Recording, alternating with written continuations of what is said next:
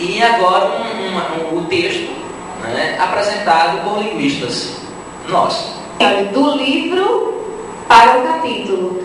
As leituras que foram feitas até então, pelas outras instâncias que vocês viram antes, sempre fala do livro. Só que os exemplos que a mídia apresenta, os exemplos que essas pessoas que se pronunciaram sobre o livro fazem referência, está presente apenas em um capítulo do livro. Por isso que a nossa escolha em iniciar a leitura partindo do livro para o capítulo. Porque na verdade eu penso que não, a leitura não deveria ser, ou a referência não deveria ser do livro, referência ao livro. Porque é referência a um capítulo do livro. O primeiro capítulo do livro, que é intitulado Escrever é diferente de falar. Então veja, a gente está saindo da ideia do livro e a gente passa então à ideia do capítulo que trata disso. Quando a gente vai fazer uma leitura, isso hoje, por toda a produção nacional e internacional sobre o que é leitura, a gente faz leitura em dois aspectos. Num aspecto macro do texto e num aspecto micro do texto. Nesses aspectos macro do texto, nós temos que considerar a esfera de comunicação na qual o texto foi produzido e na qual ele circulou ou circula, porque são dados que vão me permitir fazer determinadas inferências, ou não, ou negar inferências que eu possa vir fazer. Pensar qual é o gênero, em que gênero aquele texto, né, está, ou que gênero está materializado naquele texto, qual a ação social do gênero, isso é um dado importantíssimo que a gente tem que considerar. Pensar quais são ou quem são os interlocutores, quem produz o texto, para quem produz. É importante pensar o contexto social em que o texto foi produzido, ou seja, aquele aspecto social macro no qual o texto nasce. É importante considerar o contexto imediato. Então veja, nós só podemos dizer que estamos fazendo a leitura de um dado texto quando nós consideramos, primeiramente, esses aspectos macro. Quando nós vamos ver o que a mídia fez, o que o Senado fez, os gramáticos fizeram, o homem comum fez, parece-me que eles não consideraram esses aspectos. E quando consideraram alguns deles, foi uma consideração muito precária ou superficial. Por exemplo, nós podemos dizer que a mídia considerou em algum momento ou em alguns aspectos essa ideia da esfera de comunicação, porque o texto, esse capítulo do livro, circula na esfera escolar, ele foi produzido para circular nessa esfera escolar, e isso já diz muito do texto. É um texto que tem a intenção de ensinar e fazer aprender. Só para a gente ter uma ideia, se fosse um texto que circulasse numa esfera religiosa, ele já tinha certamente uma outra intenção, já tinha outras finalidades, já teria outras estruturas, por exemplo. Então o que está marcado com X é porque a gente pensa que a mídia considerou em algum momento esse aspecto. A mídia não considerou o gênero. Eu penso que para uma leitura mais aprofundada, a mídia teria que dizer que era um capítulo que discutia e falar desse capítulo e fazer de fato uma leitura desse capítulo do livro. Então a mídia não considerou esse aspecto que é o gênero textual. Em algum momento a mídia considerou a ação do texto, a ação social do gênero, que nesse caso é possibilitar a aprendizagem, né? Através do ensino possibilitar a aprendizagem. Porque os textos que circulam na esfera escolar têm esse propósito, são gêneros didáticos. Os interlocutores, a mídia de algum modo considera o texto estava destinado a alunos da educação de jovens e adultos. Houve no primeiro momento uma discussão que era o texto do livro para crianças, depois não, é um livro divulgado e listado, indicado para a educação de jovens e adultos.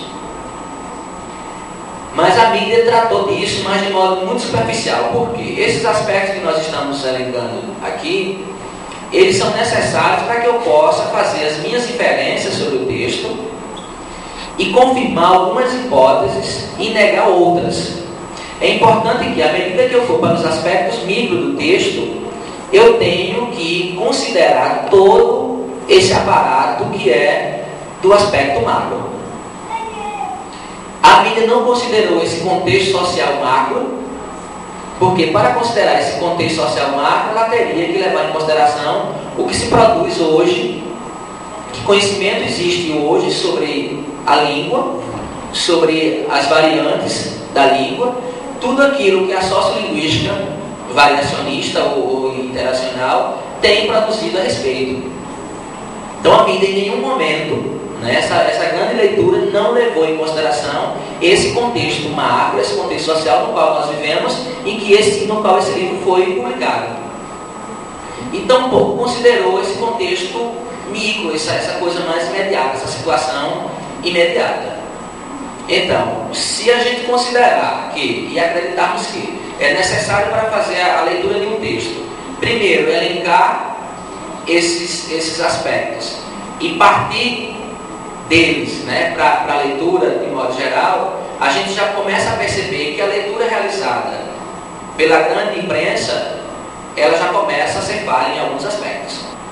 Vejamos agora os aspectos micro e as informações presentes no capítulo. Esse também, a mídia não fez a leitura de forma adequada, visto que foi feito apenas recortes da parte que favorecia o discurso deles. Não foi feita uma leitura completa de todas as informações presentes no texto. Se eles tivessem o conhecimento das informações no capítulo a respeito das questões da norma, a leitura teria sido diferente. Talvez, não sei. Vocês verão, mas aqui eu acho que é importante dizer que, em grande parte, eu não sei se as pessoas que falaram, ou que fizeram a leitura desse livro, que a gente sabe que não é o livro, é o capítulo, eu não sei se essas pessoas leram. Ou se de fato elas repetiram aquela informação publicada. E no primeiro momento eu acho que é importante considerarmos o título do capítulo. Escrever é diferente de falar. Quando a gente tem esse título, escrever é diferente de falar, teria alguma diferença se o título fosse falar é diferente de escrever?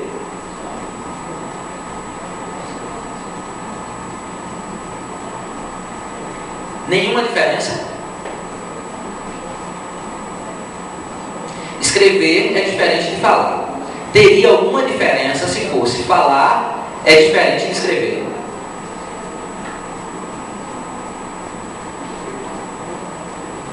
Porque, veja, quando nós usamos a língua, nós temos diversas possibilidades de uso. Se nós pensarmos por que os autores do livro preferem, então, chamar a atenção, porque quando eles iniciam o título, escrever é diferente de falar, parece que eles não querem dar ênfase ao falar.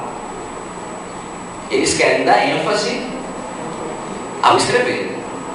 Se quisessem dar ênfase ao falar, começariam o título diferente. Falar é diferente de escrever. Então, só pelo título do capítulo, a gente já percebe que o foco do capítulo, né, o título indica que o foco do capítulo vai ser sobre a escrita. Isso se confirma na segunda parte, após o título. Precisamos entregar esse texto e queria que você lesse antes, para ver se está bom. Os autores iniciam a discussão do capítulo com esse recorte.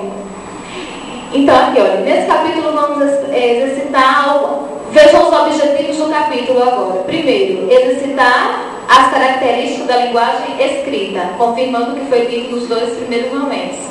O segundo objetivo do capítulo é estudar uma variedade da língua,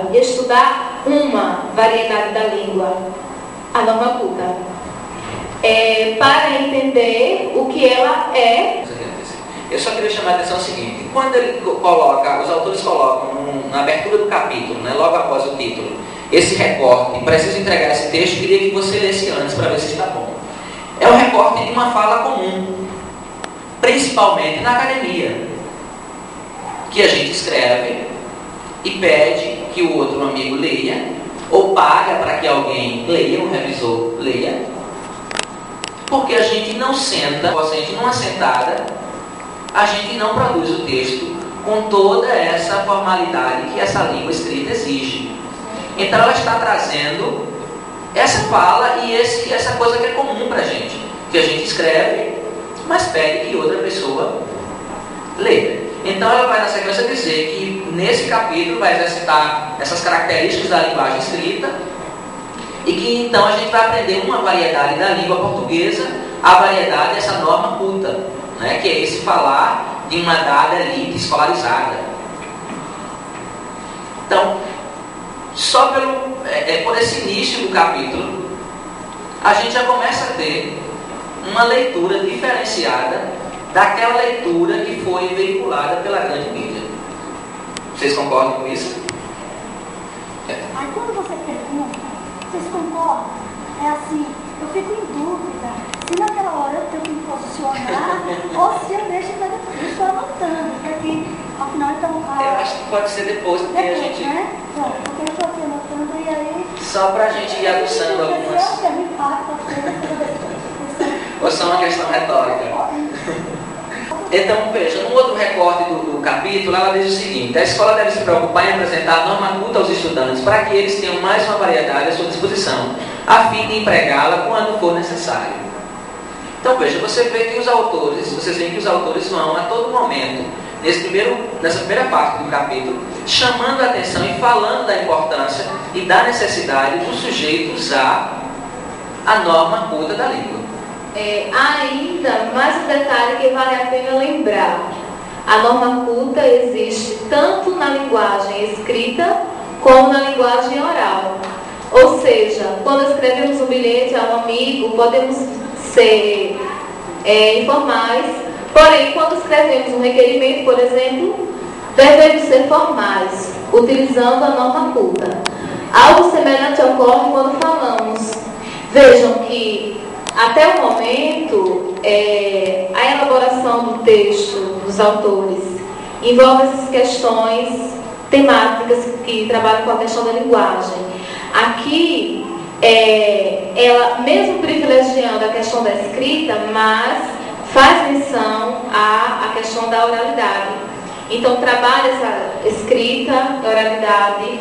Quando ela considera essa questão da adequação daquele uso de linguagem a determinada situação de comunicação, reconhece as questões de gêneros, que alguns gêneros, determinada norma, cabe, outros gêneros não. E ainda, pronto, esses três pontos: a questão de gêneros, as questões de fato, oralidade, escrita, e essas questões de variação linguística. Apenas nesses momentos.